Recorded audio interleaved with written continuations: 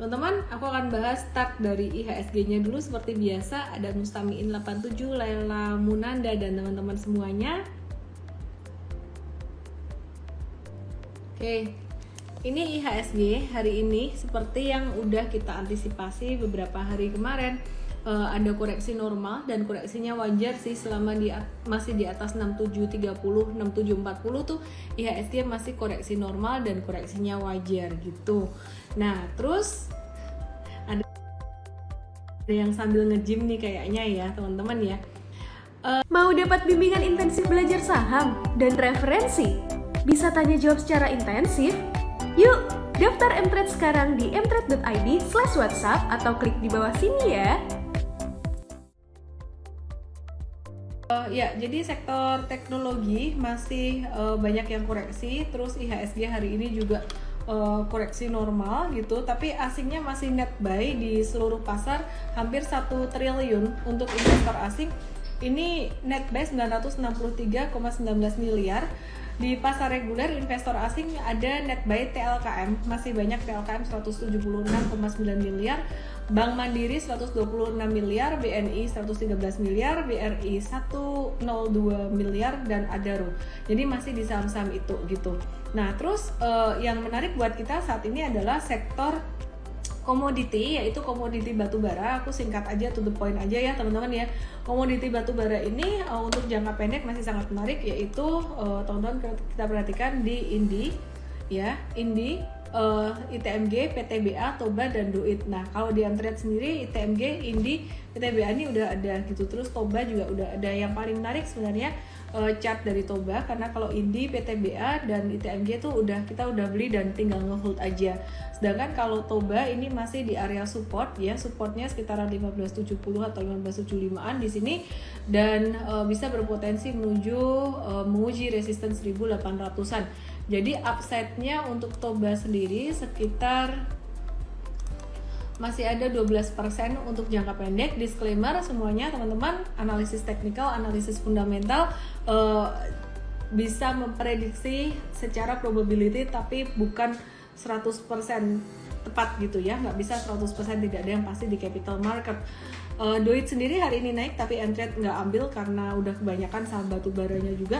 Dan kita kemarin ada watch LSIP, kalau teman-teman perhatiin untuk LSIP ya teman-teman ya, kita udah mention beberapa kali LSIP-nya, dan sekarang kayaknya tinggal menuai aja deh gitu ya, tinggal menuai hasilnya aja. Untuk LSIP-nya ini bagus banget naiknya bagus banget, dan LSIP jangka pendek bisa menuju ke 1345, 1350, bahkan tidak menutup kemungkinan kalau dalam rentang waktu kurang dari 3 bulan LSIP bisa ke 1500. Disclaimer teman-teman, kalau sampai tidak terjadi jangan saya diomelin ya, karena perjalanan menuju 1500 dari level 1325 ini nggak gampang, masih banyak nyangkuters di situ. Berapa persen kemungkinannya dia bisa naik sampai ke level 1500 dalam waktu kurang dari 3 bulan, 50-50 gitu. Tapi kalau menuju ke level 1350 yaitu udah di depan mata ya. Dan hari ini LSIP juga udah breakout dari semua MA-nya, dia breakout dari MA berapa nih ya, MA 100 daily. Jadi bagus banget untuk LSIP-nya. Nah, kita juga ngelihat sektor CPO yang dalam jangka pendek menarik adalah DSNG. DSNG ini dia juga, aku lihat Mtrade udah ada belum ya? LSIP-nya kita masih hold, sedangkan untuk ya LSIP masih hold ya. DSNG kita masih hold juga, jangka menengah udah cuan 2 digit gitu. Oke. Jadi untuk jangka menengah udah cuan 2 digit untuk DSNG-nya. Terus kita lagi watch juga untuk saham AALI, Astra Agro Lestari, yang ini lambat sekali, kayak Putri Solo, lambat sekali ya. Jadi super slow. Patternnya perlahan tapi pasti, dia membentuk double bottom. Kalau lihat AALI, pattern saat ini mengingatkan saya pada Adaro patternnya seperti di bulan nih November 2021 yang lambat-lambat banget, tapi dia akhirnya ada reversal pattern juga. Jadi Ali kalau kita perhatikan di sini ini udah mulai ada tanda-tanda reversal pattern gitu ya. Jadi sabar-sabar aja teman-teman yang punya ini. Gerakannya dia lebih lambat, Ali lebih cocok untuk buy and hold, bukan buat investment, tapi paling enggak buat mungkin sekitar 1 bulan sampai trennya patah bisa juga. Jadi kalau aku bilang buat 1 bulan tuh perkiraan kalau misalkan tren patah tuh dia jatuh dari di bawah 9.600 ya, di bawah 9.600 tuh nggak bagus gitu. Jadi kalau masih di atas 9.600, di atas 9.800 ini masih oke. Jadi 9.600 nih area support 9.525 deh di sini. Ini area support yang cukup kuat. Nah, di atasnya ada support kecil lagi sekitaran 9798-an di sini. Jadi di atas area itu masih oke. Dan bahkan Ali bakalan jadi lebih bagus, jadi lebih kuat kalau misalkan analisisnya lebih bagus kalau misalkan dia di atas 10.125 kayak gitu di sini. Bisa menuju ke 11.100. Nah, pilih yang mana antara Ali, LSIP, DSTNG atau GOSCO. Buat teman-teman yang profil resikonya gak siap dengan fluktuasi dan lebih siap nge-hold, lebih cari saham yang lebih steady, Ali pastinya paling cocok. Terus kemudian yang kedua LSIP ini nggak terlalu bumpy, tapi problemnya LSIP udah naik tinggi dan bukan nggak dikasih tahu loh, di Mtrade udah dikasih tahu dan juga di Instagram Live meskipun telat, nggak real time. Kalau Mtrade kan benar-benar real time.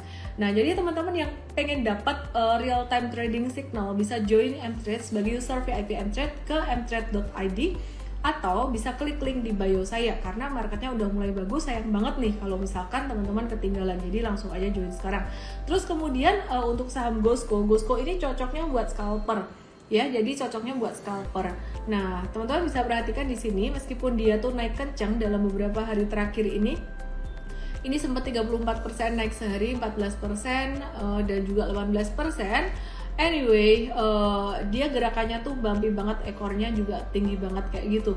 Be very careful with GOSCO. Kalau teman-teman jantungnya gak siap, gak kuat, jangan masuk ke GOSCO. Terus kemudian yang lain, saham sektor komoditi lain yang menarik adalah ESA, Surya Esa Perkasa.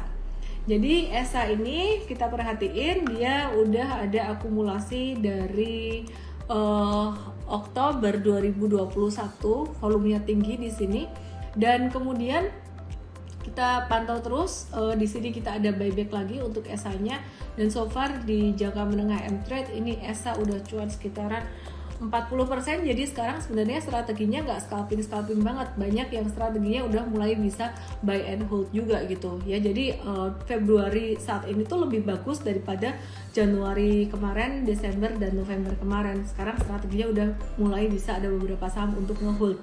Terus selain dari sektor batu bara dan juga CPO, dalam jangka pendek ini kita juga mulai watch untuk sektor properti dan juga konstruksi. Nah, yang menarik nih ya, untuk sektor konstruksi meskipun dia sangat low banget gitu, sangat pelan sekali. Untuk sektor konstruksi ini udah mulai terbentuk pattern inverse head and shoulders yang menjadi pattern bullish reversal dari turun jadi mau naik gitu. Contohnya ada pada Wika.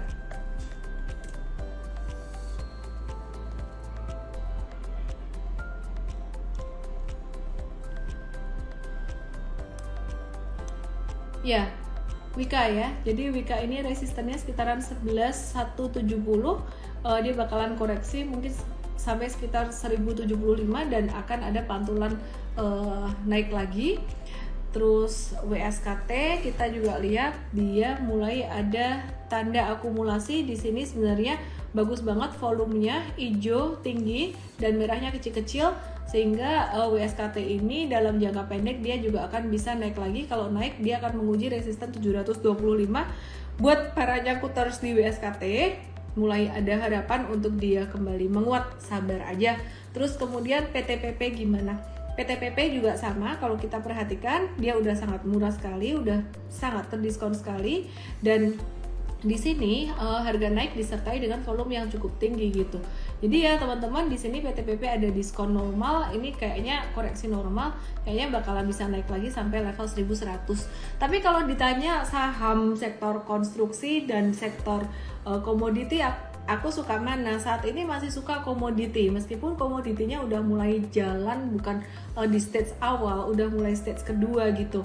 Aku masih suka komoditi baik batu bara maupun CPO dan juga metals. Nah, untuk CPO sendiri Elsip tinggal nge-hold, dan teman-teman yang baru mau masuk mungkin bisa ke ahli tapi butuh agak sabar gitu.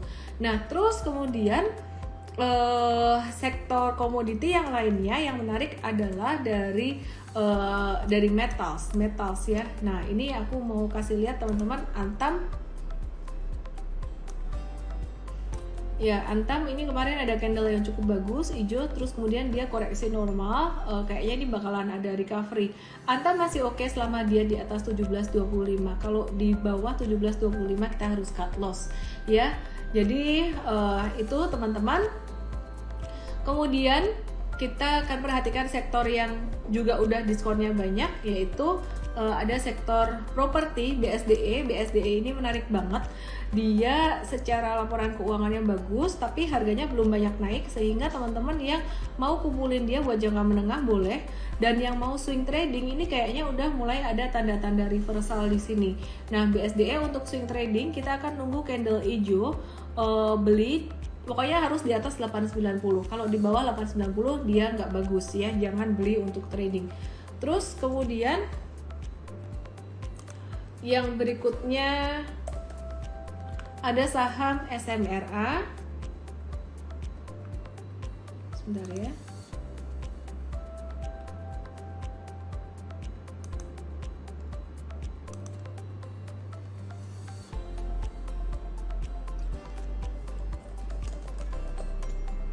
Oke, ada saham SMRA di sini. Iya, ada saham SMRA. Ini dia juga lagi koreksi normal. Ini dua candle ini volumenya tinggi, ini bagus ya. Jadi dua candle ini volumenya tinggi, ini termasuk bagus sih teman-teman. Terus kita lagi watch juga untuk satu lagi saham dari sektor CPO. Properti, yaitu CTRA. Sementara itu untuk Alam Sutra dan juga APLN belum. Kalau Asri dan APLN itu biasa gerakannya cenderung volatile, itu cocok buat scalper atau trader yang cepat gitu ya. Nah, untuk properti saya lagi watch banget untuk BSDE dan juga SMRA. Oke, tadi ada yang nanya, ada roll asing ada borong banyak, Mtrade kok nggak beli, kenapa? Karena view-nya beda, karena time horizonnya beda.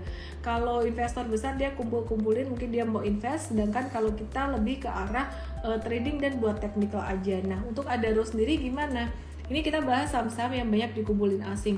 Secara technical dia lagi di area support, cuman tadi sempat breakdown dan nggak bagus, jadi kita nggak masuk dulu. Kita akan wait and see Senin besok, kalau misalkan dia ketahan di area 2160 ke atas dan bisa mantul di situ, justru malah kita akan beli gitu, karena tadi sempat breakdown jadi gak bagus gitu.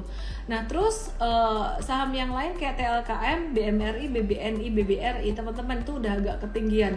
Jadi sekali lagi kenapa asing masih beli, karena asing dompetnya tebel, 176 miliar itu kecil buat mereka, kalau buat kita ya gede gitu. Dan lagian ini kan bukan satu pihak yang ngebeli, ini banyak pihak gitu. Jadi memang masih dikumpulin, artinya masih ada upside, tapi harganya udah agak ketinggian. Jadi teman-teman kalau mau masuk ya tunggu koreksi normal. Oke, siapa yang mau nge-live bareng saya? Teman-teman boleh tulis di sini mau nge-live. Teddy Polandra cuan tapi nggak bisa kemana-mana, PPKM level 3. Bisa aja.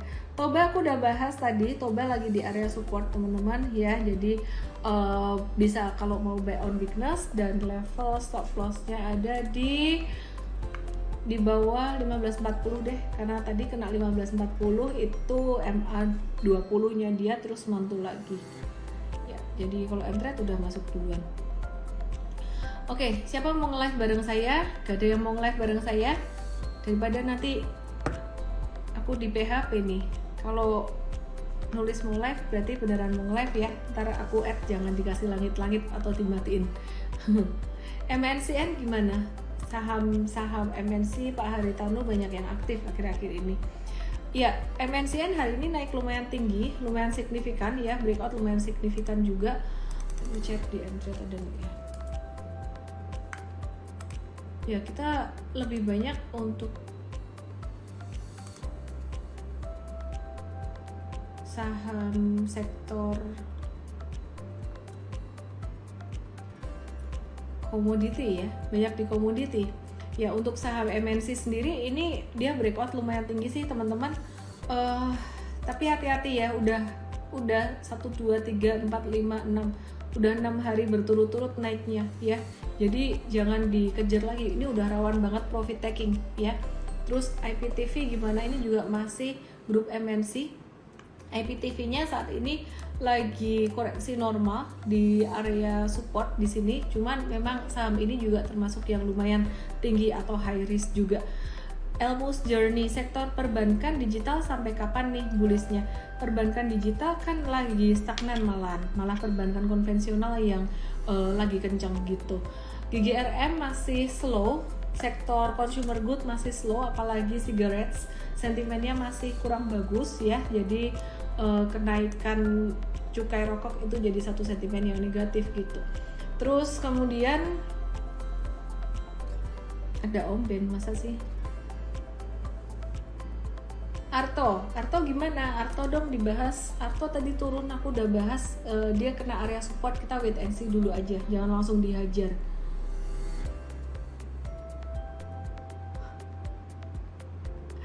Oke, itu aja teman-teman. Kita besok akan bahas lebih lanjut ya. Di seminar jam 10 pagi akan ada pembahasan secara fundamental dan juga makro juga. Jadi kalau ini kan sektor-sektor yang saya bahas secara teknikal, besok ada secara fundamental juga.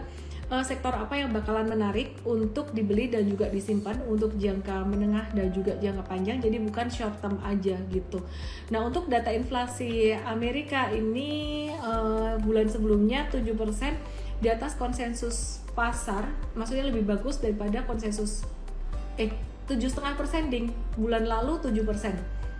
Konsensus tuh 7,3, jadi lebih tinggi dari konsensus pasar gitu. Jadi ini menggambarkan bahwa non discretionary item atau basic needs kayak makanan, shelter, medical care service itu lagi dalam tren naiknya gitu. Dan sebagian besar disebabkan karena kenaikan harga BBM sekitaran kurang lebih 40%. Jadi bakalan lebih cepat nih ya, suku bunga naik itu bakalan lebih cepat, tapering bakalan lebih cepat gitu. Sektor batubara, harga batubaranya masih cukup atraktif, masih cukup naik, dan besok kita akan bahas lebih detail di seminar hari Sabtu. Dan akan ada update juga laporan keuangan beberapa emiten seperti Unilever, Telkom, BNI, BJBN dan juga yang lainnya juga ya. Jadi teman-teman langsung aja besok jam 10 pagi di Mtrade, aplikasi Mtrade, klik download dan juga klik bannernya ya. Semoga bisa bermanfaat buat teman-teman semuanya. Thank you semuanya ya. Jangan lupa download Mtrade dan join SVIP user Mtrade. Kalau mau dapat trading signalnya, klik link di bio. Kalau yang gratisan nggak ada trading signalnya. Dadah, thank you.